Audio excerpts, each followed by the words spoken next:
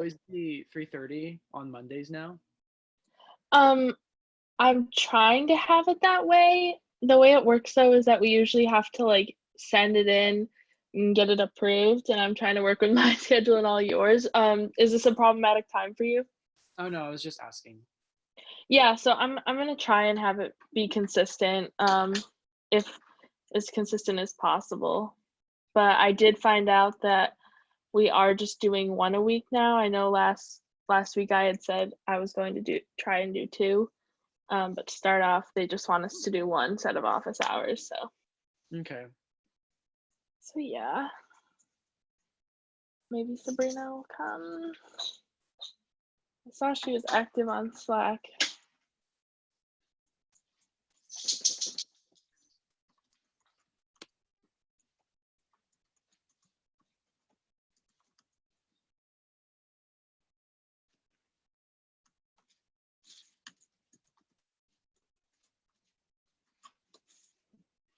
I'll resend her the link.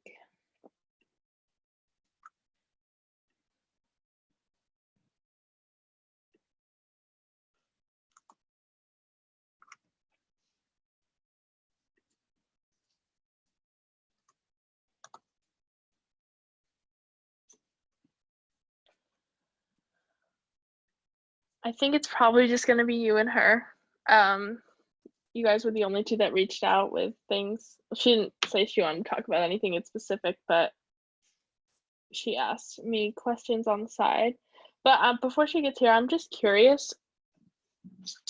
You jumped pretty far to modes. Oh yeah.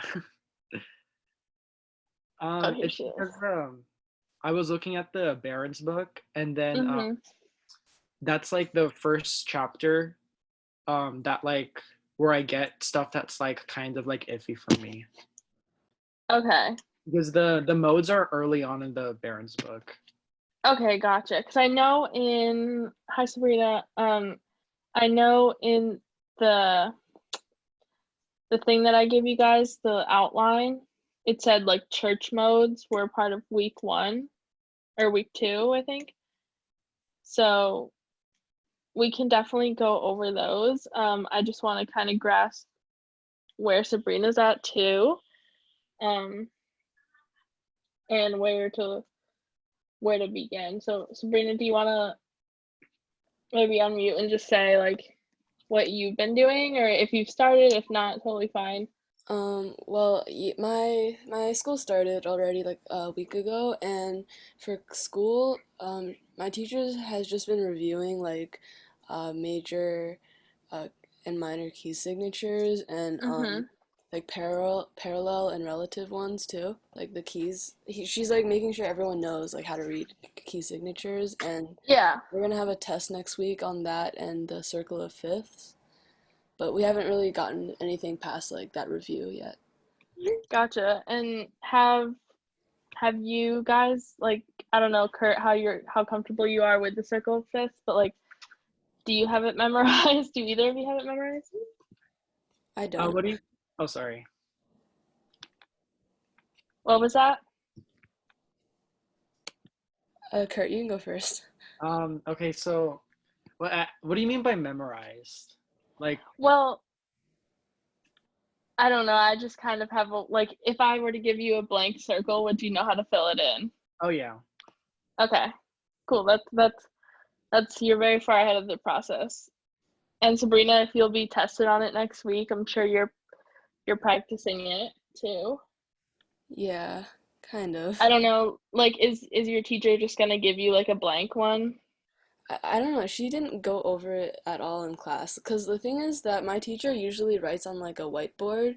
And so whenever I'm home, like, because we were doing like a hybrid schedule, so like one day at home, one day in school. So whenever Yeah. I'm home, I can't really see the board, and she doesn't really realize, like, she realizes, but she doesn't care that like the kids at home can't really see what she's talking about. Because Yeah. someone just like takes a picture of the board after class is over, and but like it's kind of hard to get anything from just like the notes. But Yeah, gotcha. yeah, I don't know. I haven't really had much experience with the circle of fifths. Yeah, so it was given to us probably like a week or two in when I took it, and she said that this is going to be one of the most important resources that you need to have in your head when you're taking the tests in the spring, because it holds the key to a lot. It holds within it, there's the order of sharps, the order of flats, all the key signatures, majors, minors, you know. Like I have one on my wall right now that I'm looking at, but I write out on it. So, you know, obviously you go around, you write the majors first. So if I were starting at C at the top and then I had G next to it, I write like what sharps are in that scale. So I know, or in that key. So I know in my head, oh, it's G major. That means it's one sharp, and that sharp is F sharp. Mm-hmm.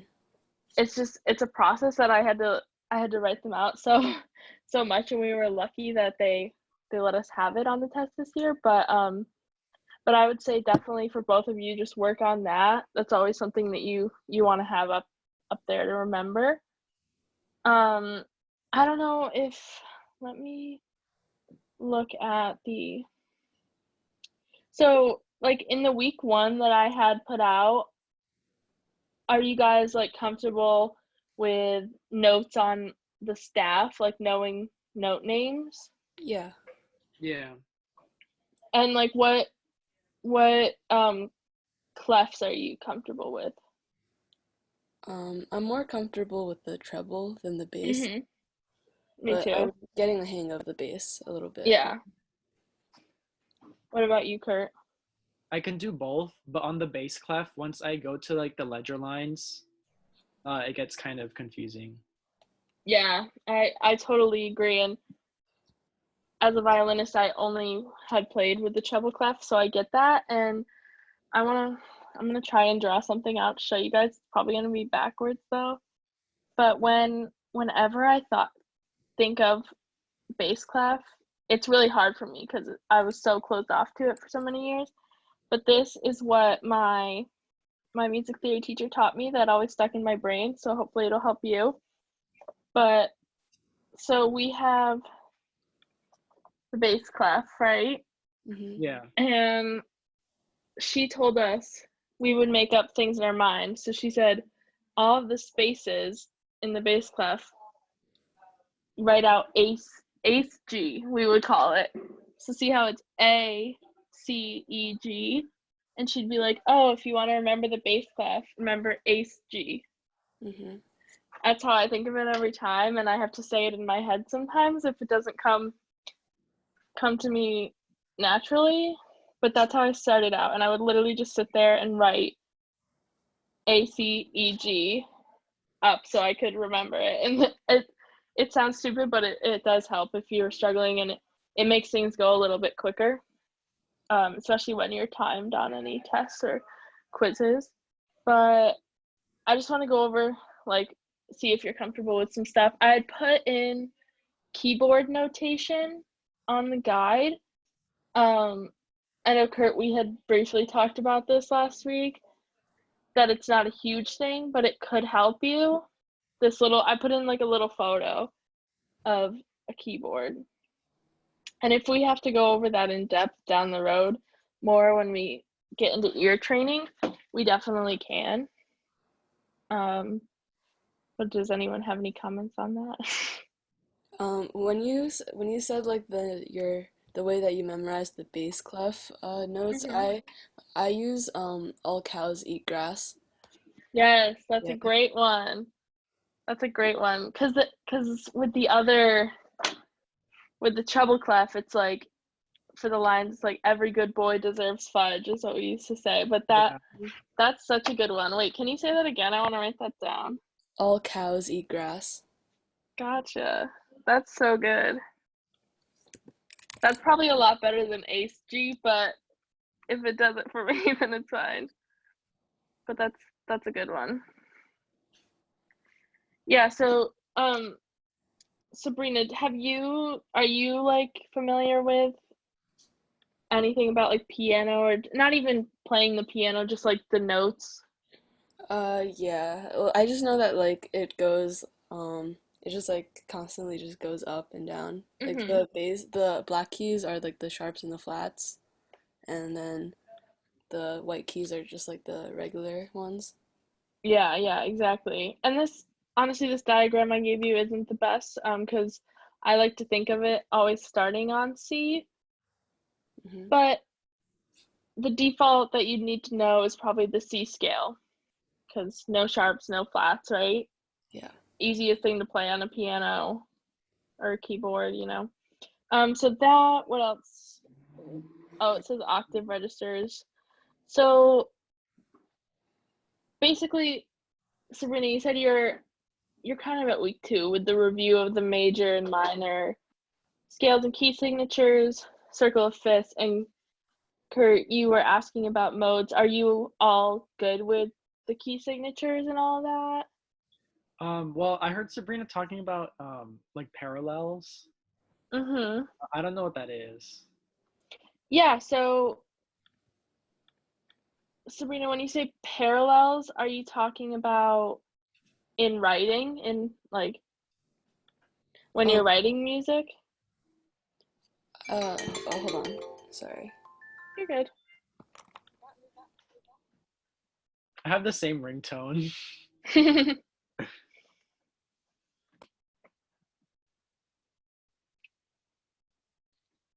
Thought it was my phone going off.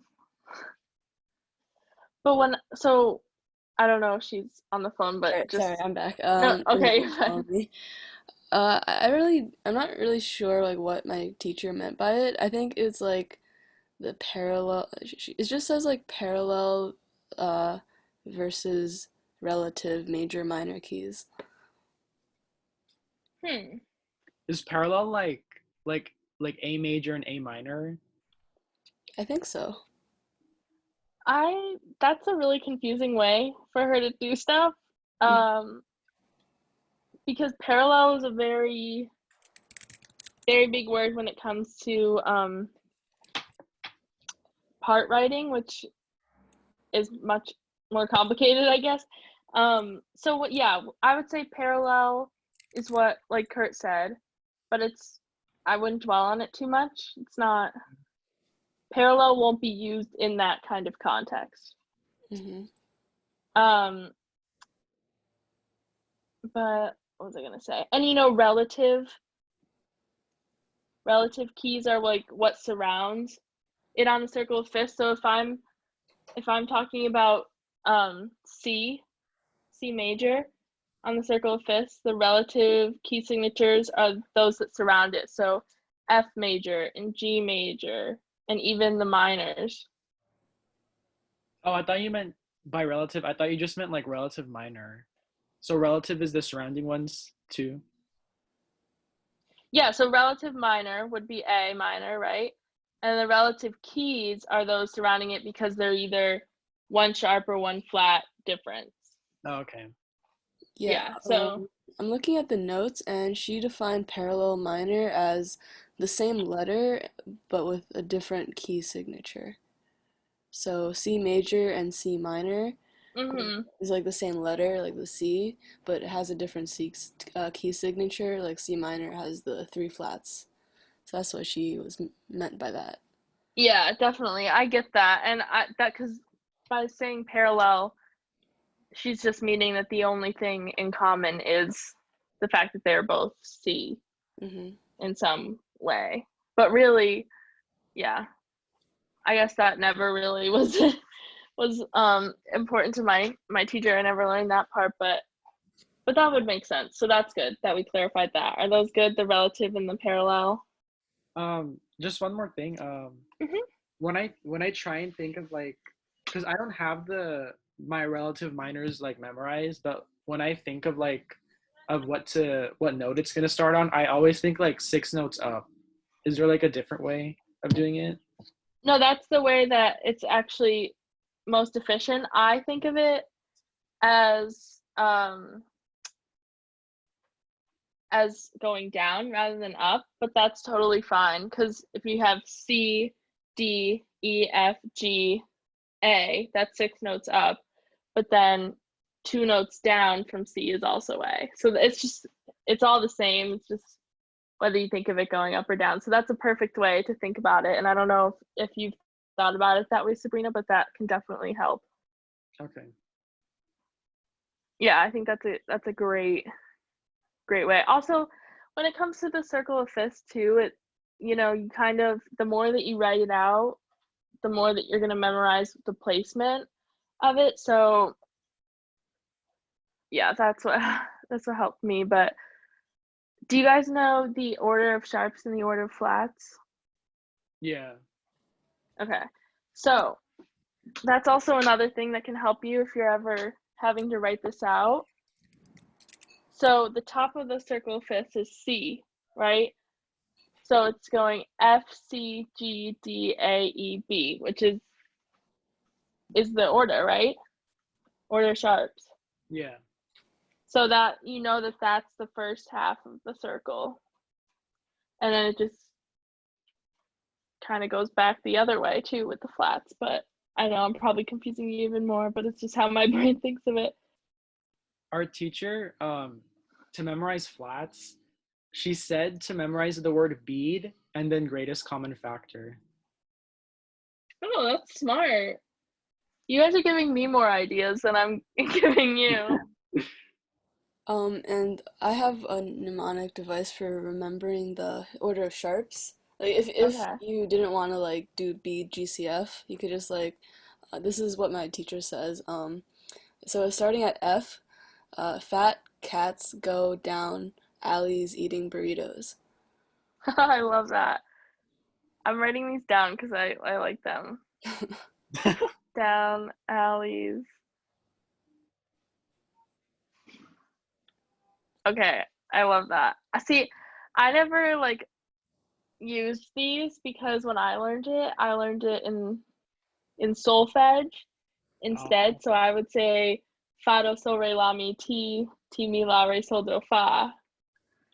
We were taught the wrong way, but it's okay. It's just how I say it in my head. So it definitely, that was my pen cap. Take some adjusting, but yeah. So I can always help you out with the circle of fifths. It's ingrained to my head. So if we have any questions, we can come back to that after. What else am I'm trying to see on here?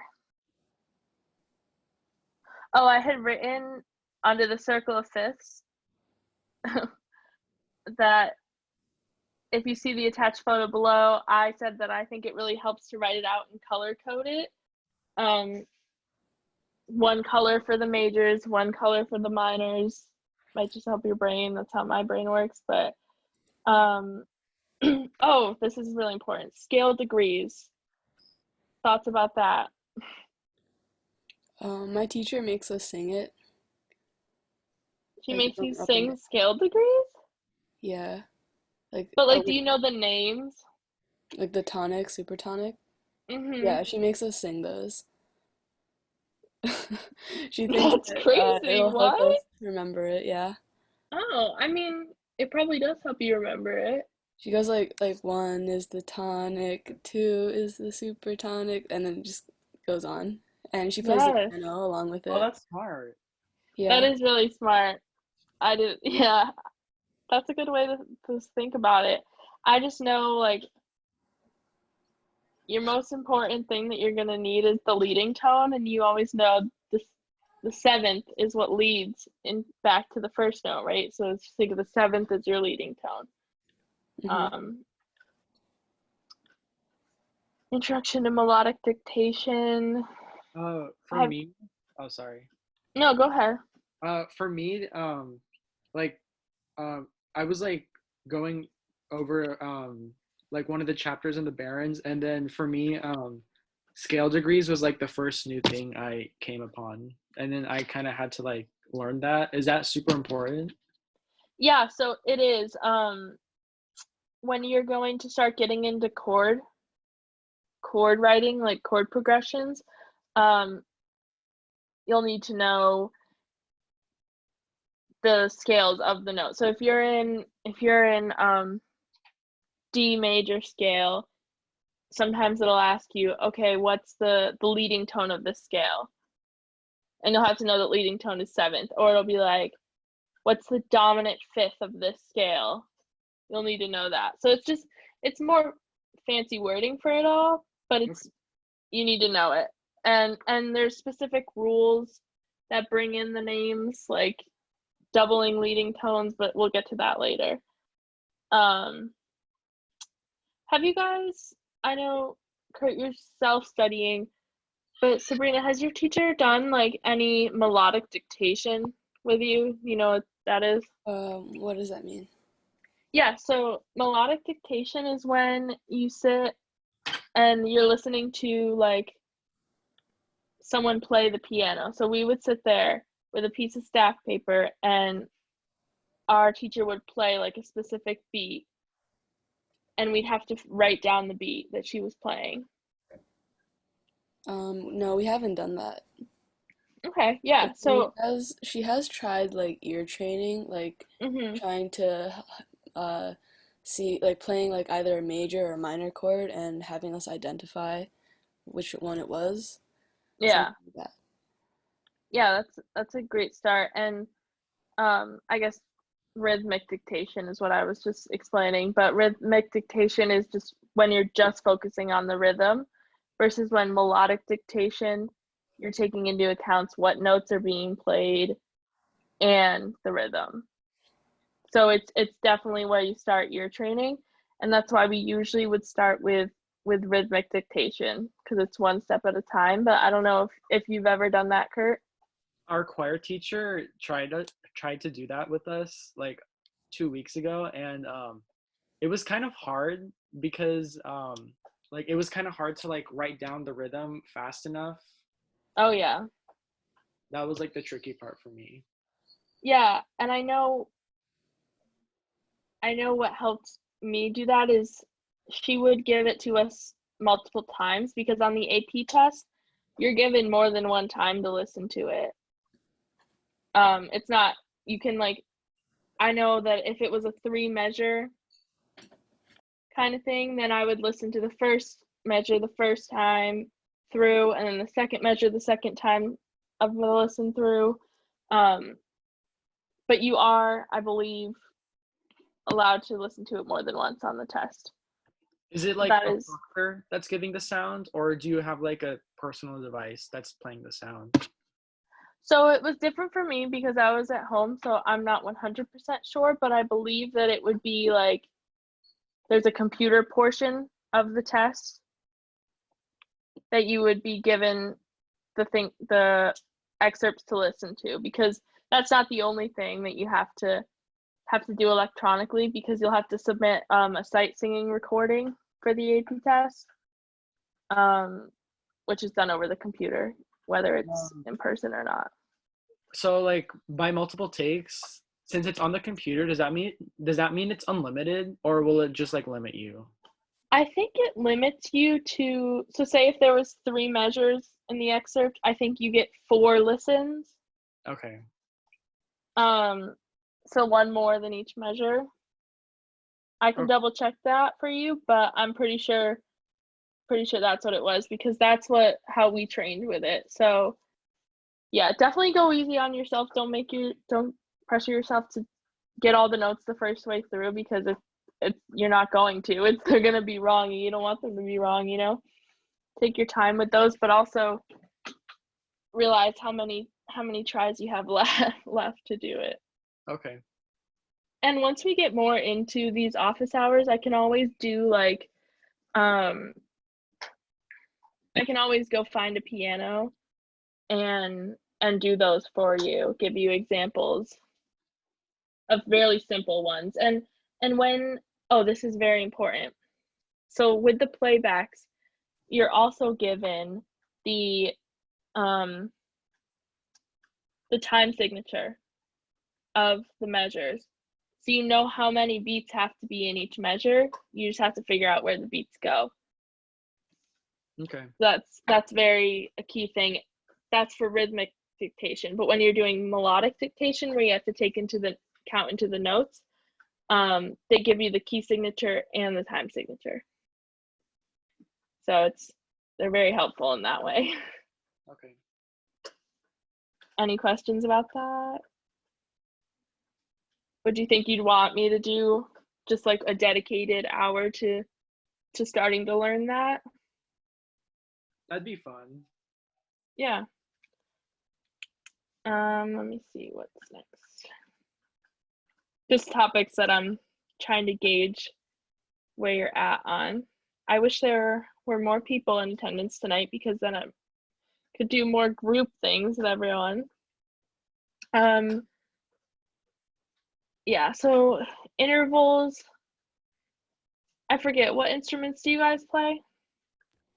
I play a couple. I used to play the trumpet, I play the guitar, and I play the drums. Gotcha. I play French horn. That's what I thought. I remembered that. I'm trying to think the best way to explain intervals then. I don't want to bombard you with this information, but do you guys have any knowledge of intervals? It's like a space between two notes. Yep. Yeah, that's a great way of putting it. And it's like, it's according to the space that you can hear. So that's the ear training portion of it. Is how much space you hear. So is it a major third or is it a major sixth? You know, big difference in the spacing there. If I were to start doing stuff with a piano, that would probably come into play. I think that would be pretty helpful, to be honest, to start using a piano for these office hours. And I think that might draw in more people, because I know the main things where people struggle are rhythmic, melodic dictation, and hearing intervals, hearing chords. Okay. So I think that might be helpful to focus on for a few weeks. Did you guys have any like burning questions you wanted to ask me tonight?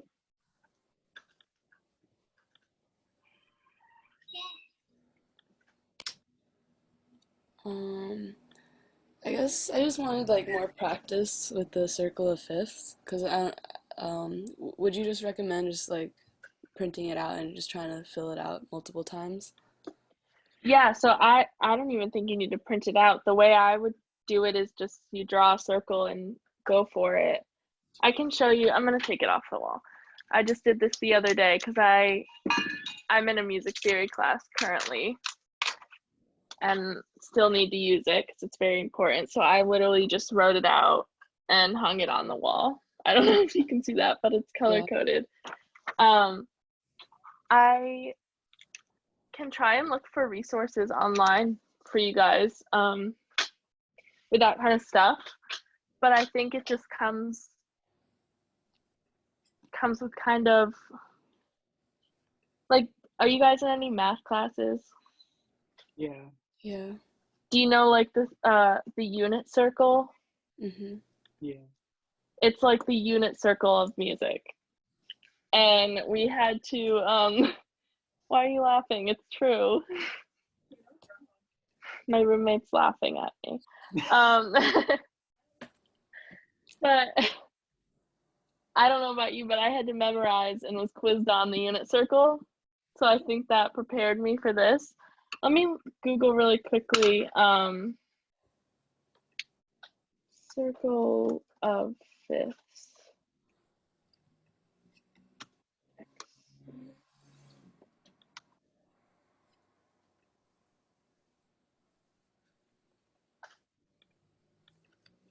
Okay, yeah, so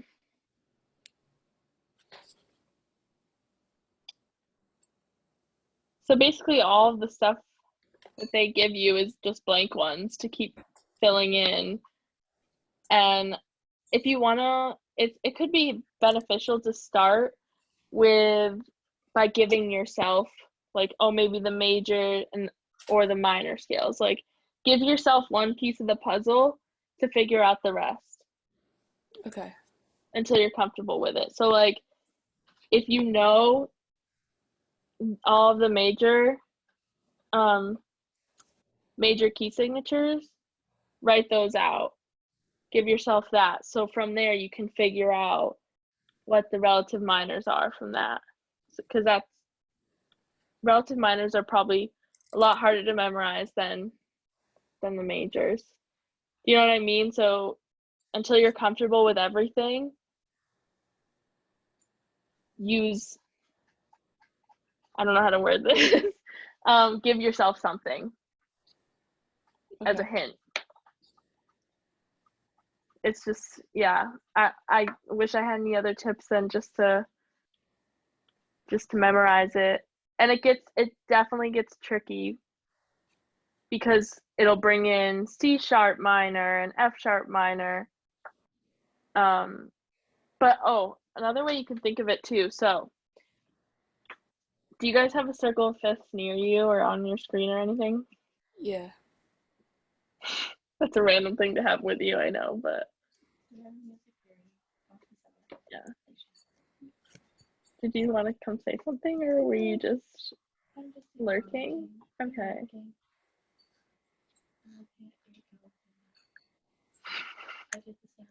Okay.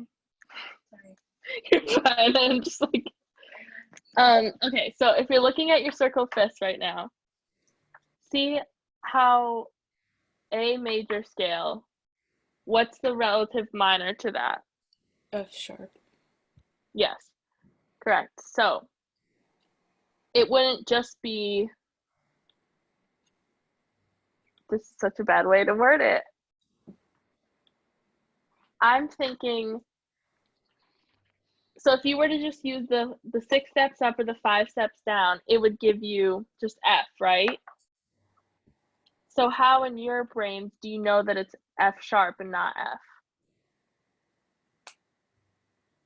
Because A major has like sharps. Yes, very true.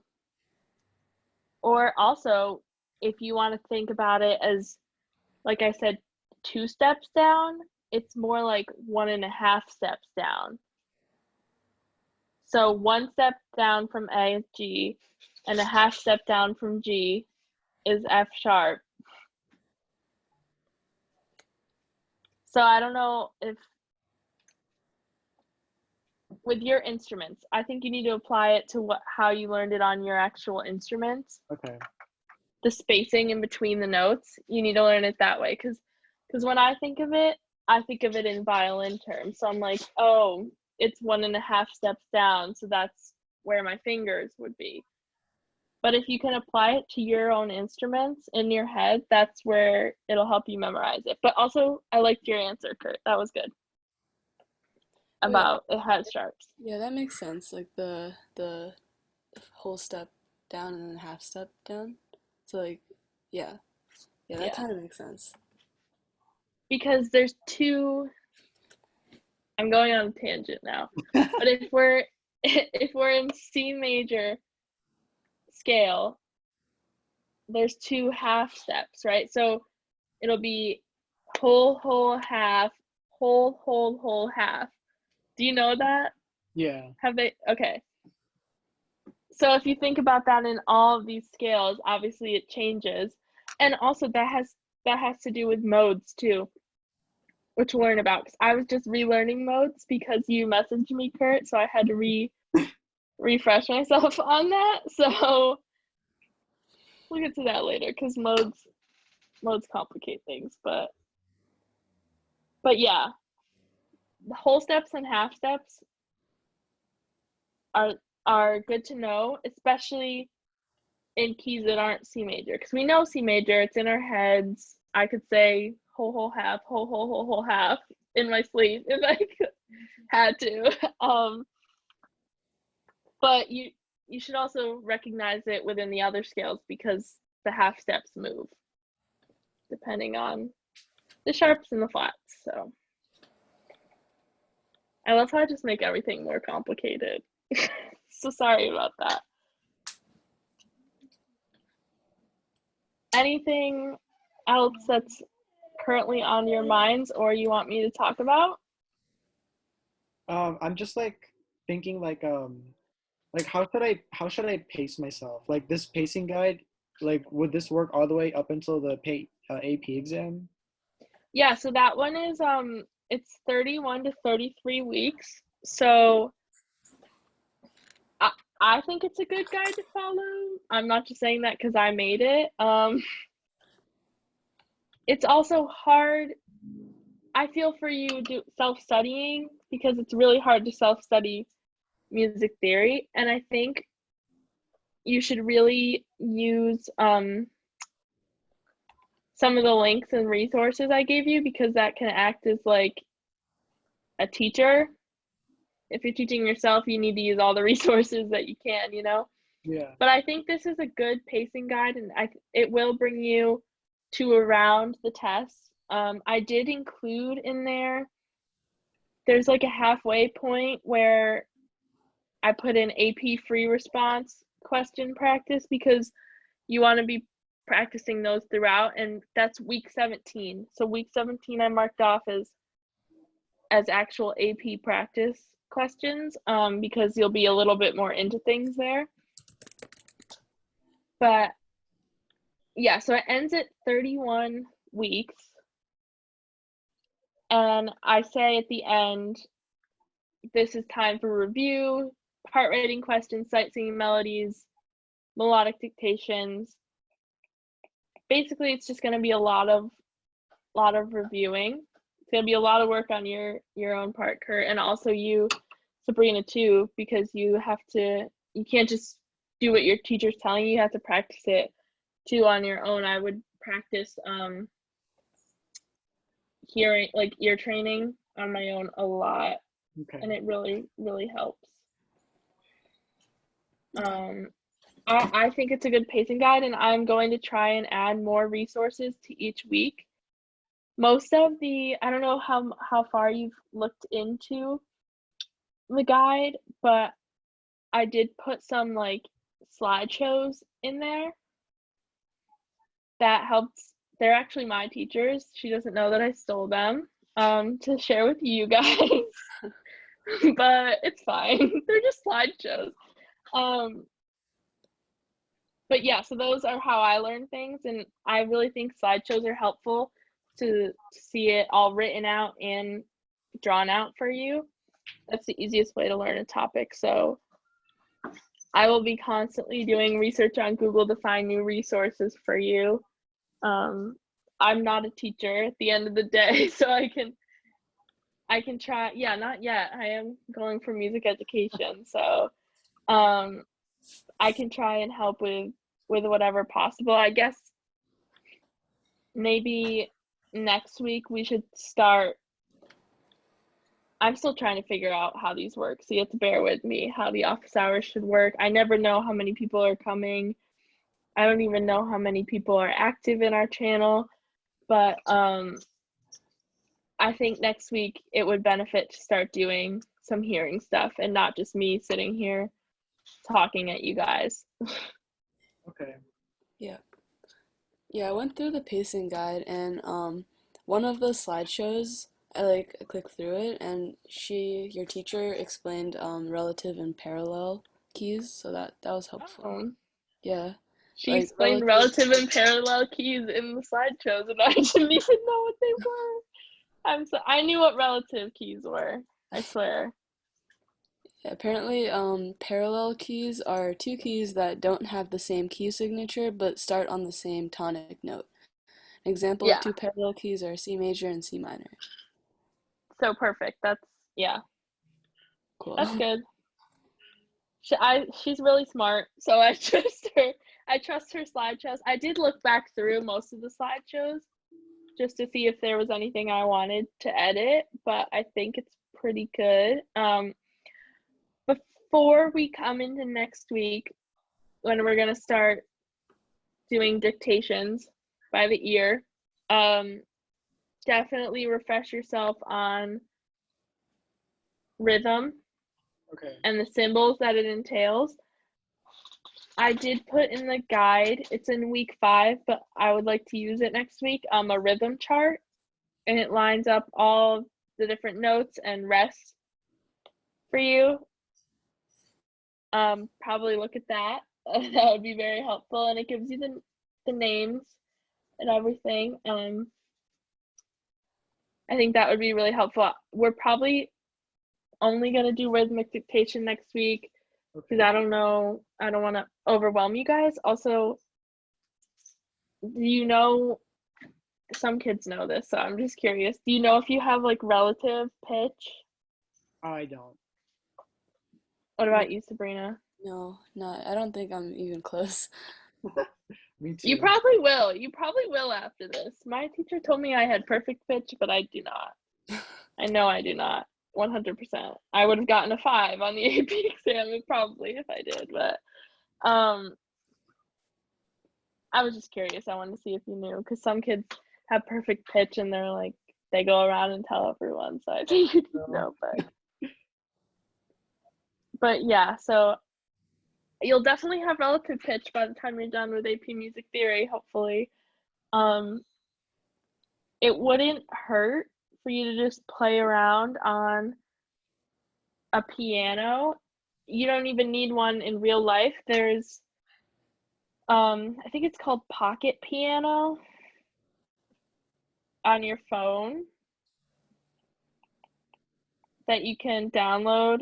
Maybe that's not it, but piano for iPhone. Do you both have iPhones? Yeah. Yeah. So piano for iPhone is good because it will literally just give you a small piano, and if you have note recognition, it just helps to be like, okay, I'm gonna click this note. What do I think that note sounds like? And see if it's right. It's just you gotta start practicing that. Or there's that website which I have linked in the guide. It's called Tone Savvy. That literally saved my life. Has amazing exercises. If you're in the document now, I'll highlight it. It's right here. But I guess I could share my screen really quick and just go on to that and show you what I think would be helpful. I know, Sabrina, you have another commitment at 8. So let me just go. Did you forget your mask? That's good. So this is, you can see my screen, right? Yeah. Okay, so this is Tone Savvy. I don't know if you've played around with it at all. Don't mind my tabs open. So if you go to the ear training portion and you just want to play around with it to start, I would go to perfect pitch, probably. Yeah, so here is like a good start. So it'll let you choose the notes that you want to hear. I would start with the simple version and it'll give you you have the choice to choose how many questions there are, and it'll play that note for you and you'll choose which one you think it is. It's just kind of nice to have that note recognition in your head. Yeah. When you're doing this, like, do you just like instantly know like what note it is, or do you have to sing like something in your head to identify the note, Me personally, or like how you're supposed to do it, um, or is it different for everybody? I think it's different for everyone. I think it helps to sing it in your head though, definitely. Um, I think really what helps is your background as musicians. I think you'll be able to recognize more notes than you think you will. Um, I think I personally sing it in my head now that I think about it. So if it gives me C, I hear it in my head as solfege, but let me see. I have this. I was trying to play around with modes. But if I went to this note, can you hear that? You have to turn on share computer sound. Cool. I don't know how to do that. I think I think there's like a little like arrow next to share screen or like on share screen, and it should, if you press that, it should say like share computer sound. Um,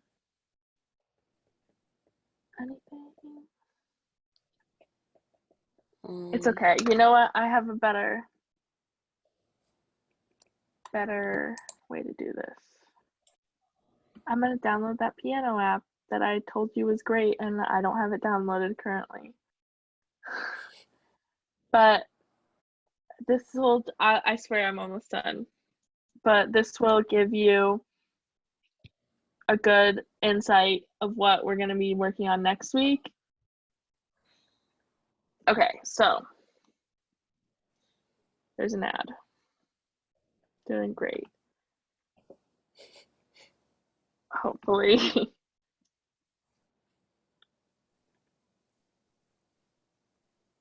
Cool. Nothing's playing. Can you hear that? Yeah. Yeah. So when, for example, if you were doing ear training, I'd play this note. You'd hear it in your head. What note do you think that is? Just curious. Isn't that just C? Yes, it is. And I personally hear it in my head as like, oh, do, because it's do. But you can hear it C. Definitely singing it back in your head. But I would just recommend playing around with this, playing around with Tone Savvy as your way of practicing, right? You have to practice your instruments. You have to practice music theory the same way. And you have to, your training is hard. It's like you're learning a whole new method to view music because we've always read music, right? We've never, I guess I can stop sharing my screen. We've always read music. We've never heard it and then thought about it afterwards, you know? So it's the complete reverse. So you have to have patience with yourself and don't be too hard on yourself about it. So yeah, that's what I have for you guys. If you don't have anything else for me, I'm here to answer questions. So when you're recognizing like pitch names, do you also think about intervals? Well, Kurt, you're always one step ahead of the game, aren't you? Don't make it harder for yourself than it needs to be. Okay. So you're only hearing one note right now. There's no interval in that unless I went, that's unison. But when you're hearing intervals, you're always going to hear two notes because you have to determine the space in between those two notes.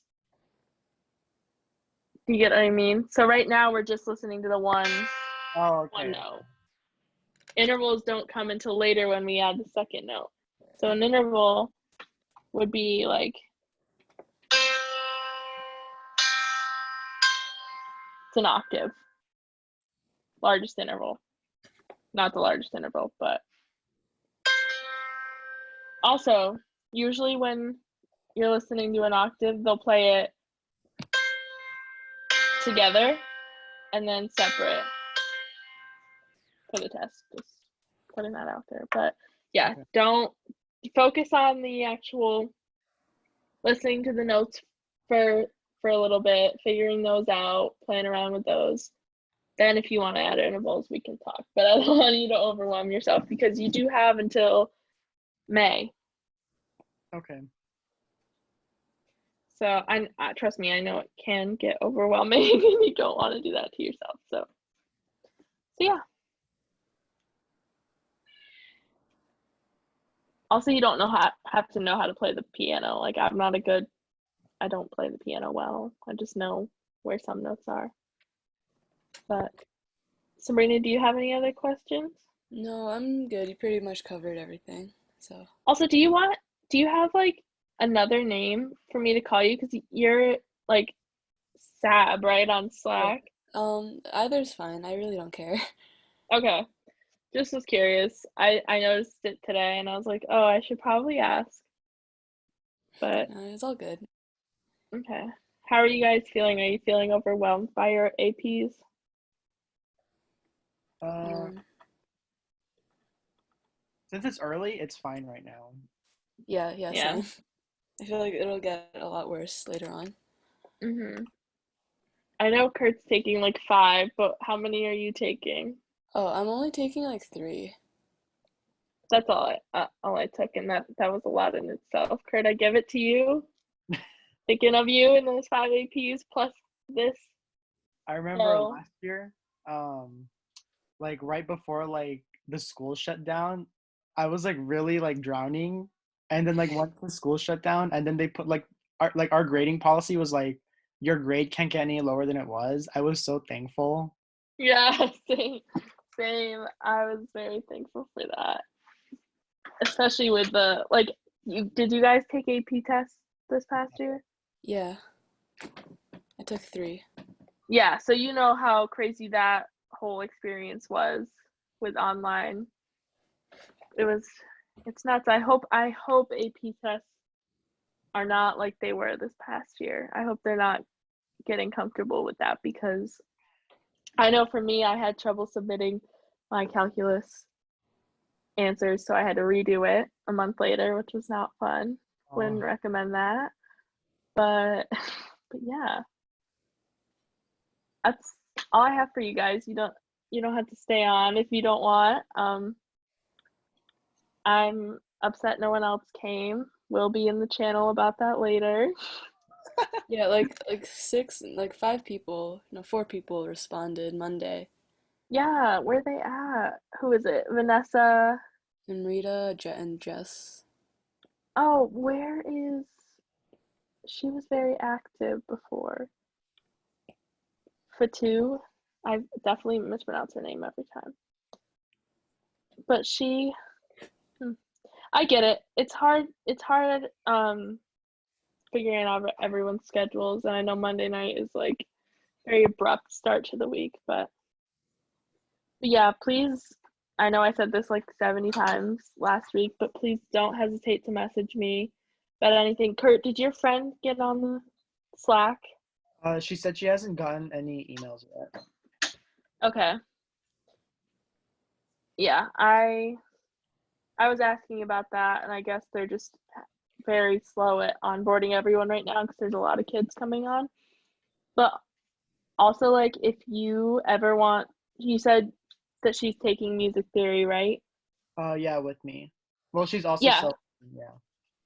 So if you ever want to send her like the Zoom link or links to the guide or whatever, feel free. She can always pop on the Zoom and ask me questions, even if she's not in the Slack. I don't want her to be left behind. Oh, so she can come next week if like the Slack. Okay.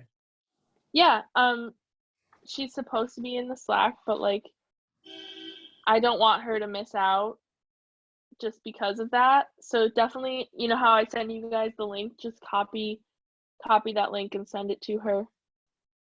And if she's like, feel free to send like the reference guide. Also like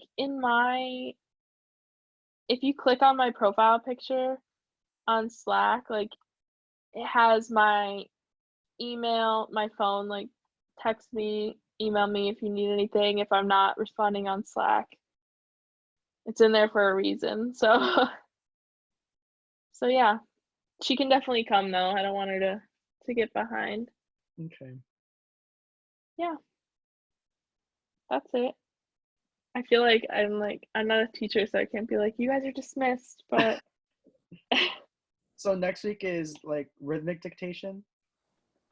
yeah, I'm gonna try and do that. And whether I'm at an actual piano or not, we'll see. But I'm hoping also, Sabrina, I don't know if you were here for this part, but I'm hoping to keep it at Mondays 6:30 Okay. just to have some consistency. But they haven't really gotten down the process yet since we're not a course that's actually running this fall on Fiveable.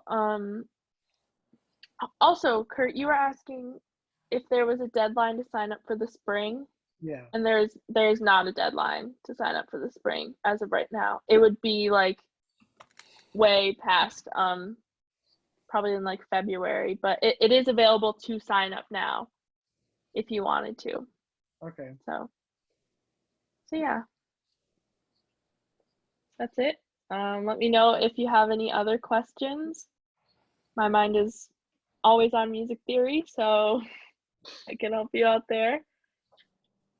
And I would show you guys my music theory homework, but I want you to continue with the course, so I won't do that.